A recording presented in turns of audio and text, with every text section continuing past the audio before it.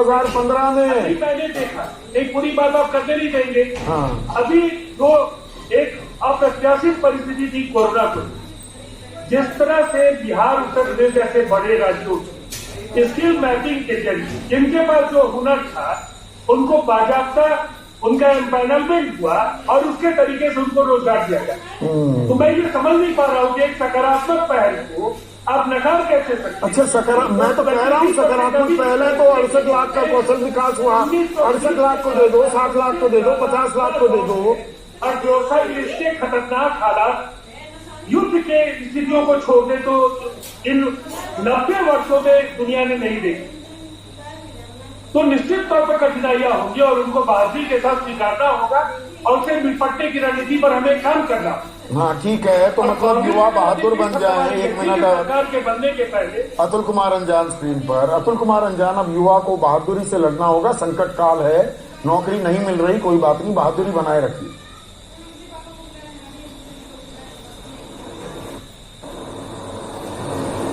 देखिए संदीप, जो मैंने आपको 2 बात कही कि किस तरीके से ये पार्टी का कार्यालय है, झूठ कार्यालय, क्या सोच बताते हैं। मैं एक बात पूछता हूँ और आपके माध्यम से दर्शकों से, देश में प्रधानमंत्री कह रहे आपदा अवसर है, अवसर तो कोई मिला नहीं, लेकिन आपने अर्थव्यवस्था को पटरी से उतार कर बेरोजगारी के अवसर प्रदान कर दिए देश के युवाओं को, दिशाहीन हो गए, पूरी शिक्षा का बाजारीकरण कर दिया।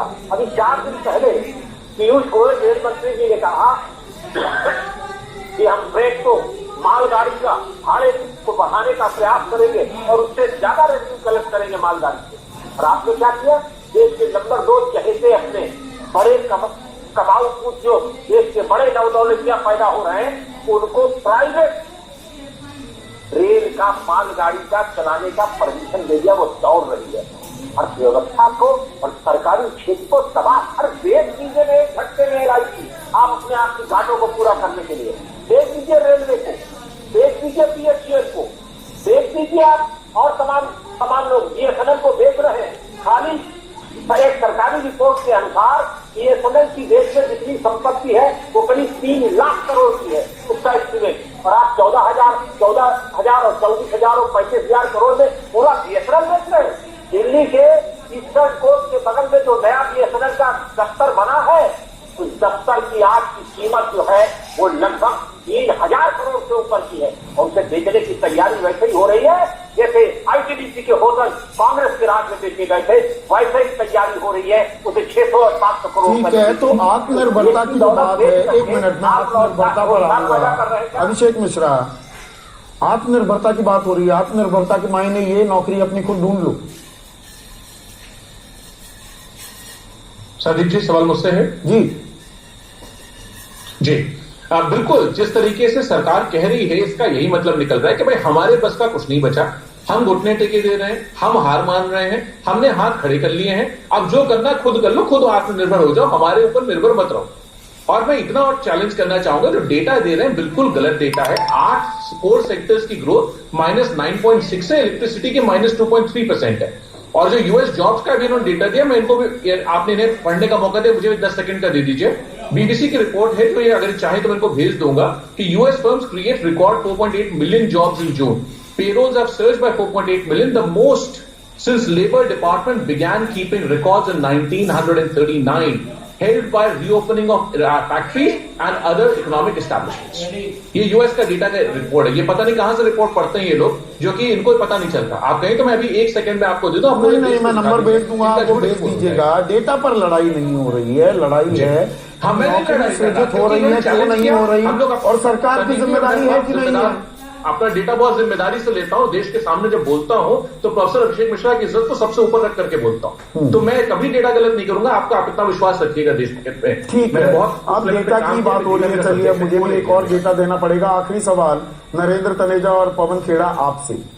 6.1, 5.8 हुआ बेरोजगारी दर, 45 साल का सबसे उछला स्तर, फिर 27% तक भी गया, वो नीचे आया। आप अगस्त का डेटा दे रहे थे नरेंद्र तनेजा, जुलाई में बेरोजगारी की दर CMIE का आंकड़ा है, मैं सोर्स बताते हुए आपके सामने आंकड़ा पेश कर रहा हूं, 7.43 था बेरोजगारी का दर। अगस्त में ये बढ़कर 8.35 हो गया। जून जुलाई में थोड़ा लॉकडाउन खुला था तो इकोनॉमी में कुछ हरकत दिखने लगी थी, पर ये मिनी लॉकडाउन के रायते के चलते बेरोजगारी फिर से और बढ़ती दिख रही है। तो यहां पर युवाओं को भरोसे में लेने की बात है ना कि भाई आपको नौकरी मिलेगी, एक अदद नौकरी से ही वो रोजी रोटी चलाएगा ना, अपने परिवार को आगे बढ़ाएगा। ये भरोसा देना चाहिए सरकार को। नहीं, देखिए सरकार का काम भरोसा ही देना नहीं है, अर्थव्यवस्था का विस्तार करना सरकार का काम है, और राज्य सरकारों का भी है, केंद्र का भी है ना। इसमें एक चीज आपने 40 मिनट में एक दफे संदीप जी एक दफा ये नहीं कहा कि देश के ऊपर कोरोना वायरस का कहर चल रहा है। आपने एक दफे नहीं कि जो भी तमाम आपने प्रश्न उठाए हैं उन प्रश्नों के पीछे यह है कि कोरोना वायरस के चलते जो देश पे हमला हो रहा है लगातार जारी है, 7 महीने से जारी है। उसका प्रदेश सरकार जो कुछ भी करे, किसी भी राजनीतिक दल की हो या केंद्र के प्रयास, उन सबके ऊपर उसका असर पड़ा है और हर एक के ऊपर पड़ा है, हर एक के जीवन पर पड़ा है, जिसमें नौकरी भी शामिल। नौकरी भी शामिल, आप ये बात कबूल रहे हैं, लेकिन बात वही है अर्थव्यवस्था का ऐसे उसके अंदर ओपनिंग अप करना, और साथ में क्योंकि जो सबसे बड़ा स्टिमुलस यही है कि economy is back to normal. हमारा यही प्रयास। पवन खेड़ा स्क्रीन पर लास्ट कमेंट। पवन खेड़ा पर सरकार, देखिए मैंने जो बात नरेंद्र तनेजा से पूछी, आपसे भी वही पूछ रहा हूं। भरोसा देना सरकार की जिम्मेदारी है ना, सरकार का काम है। युवा पढ़ता लिखता किस लिए इस देश में अभी भी सब एंटरप्रेन्योर बनने नहीं चले हैं। बहुतेरे परिवार, अधिकांश लोग यहां पर ऐसे हैं वो पढ़ाई लिखाई करते हैं कि भाई एक अच्छी नौकरी मिलेगी।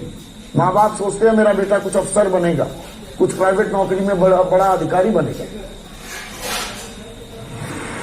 संदीप चौधरी जी, एसएससी, आरआरबी, तमाम जो युवा अगर आज परेशान है तो भरोसा उठ गया है इस सरकार से। और कारण आप बोल रहे हैं, नरेंद्र तनेजा जी कहते हैं 7 महीने से महामारी है, बिल्कुल है, लेकिन मैं उससे भी पहले आपको एनसीआरबी का डेटा बताता हूं। अभी आया है 2019 का डेटा है, 43,000 सुसाइड, 45,000 सुसाइड, इसमें दिहाड़ी मजदूर और किसान दोनों शामिल हैं। ये तो महामारी से पहले का आंकड़ा है। एनसीआरबी, वो एनसीआरबी संदीप चौधरी जी जिसने अपना आंकड़ा जमा करने का तरीका डाइल्यूट कर दिया था, कई हेड बदल डाले ताकि सुसाइड न दिखाई दे।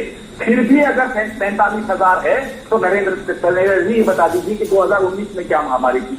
एक ही महामारी थी। लोगों ने इस सरकार पर भरोसा कर दिया, उससे बड़ी गलती हमारे देश की। तो सरकार को युवाओं में देश की नींव है, देश के भविष्य हैं, उनमें भरोसा जगाना होगा।